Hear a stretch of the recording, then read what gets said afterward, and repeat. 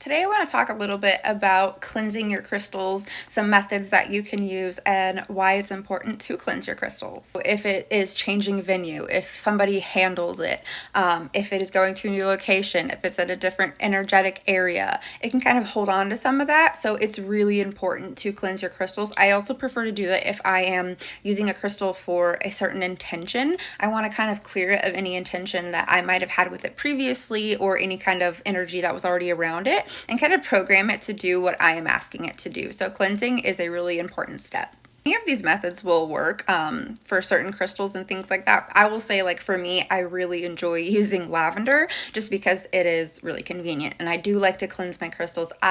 Even in my shop, when I first get them in from vendors, when I purchase them, anything like that, every crystal in my shop has been cleansed and will continue to be cleansed till it finds its new home. I'm just kind of weird about the energy, so I definitely like to cleanse my crystals even in my shop too.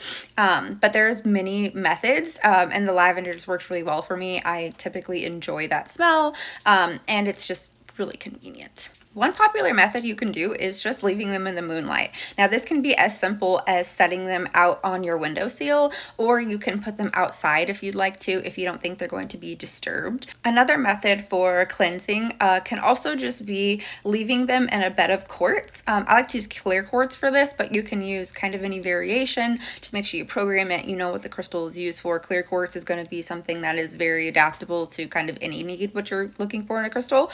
So I like to use clear quartz, but leave it in for about 12 to 24 hours, and then when you take it out, it is cleansed of any kind of energies that have attached onto it.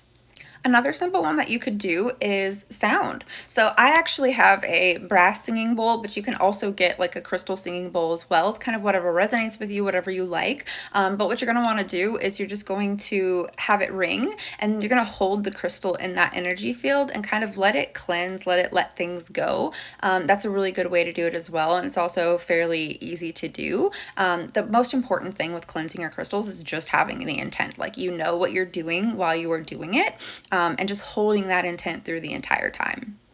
Another method you can use as well is herbs. So like I mentioned earlier, I really like to use lavender. I have lavender incense for this reason, and there's a ton of other things you can use, so don't feel like you only have to use lavender or anything. I've mentioned this before, I don't use sage in my practice. Some people, if you're in that close practice, do use sage. That's totally fine. But you can just kind of let the smoke drift around it. That's typically what I do, especially if I am programming something for a specific intention, if I'm going to go meditate with it, if I'm going to do some chakra work. I do like to have it kind of cleansed from the start so I can program it with the energies that I want to have and get the outcome that I'm looking for. Some people do prefer to use water or salt water. I will say I don't typically use salt or salt water. As a general rule, nothing raw or natural should be cleansed in water or in salt water.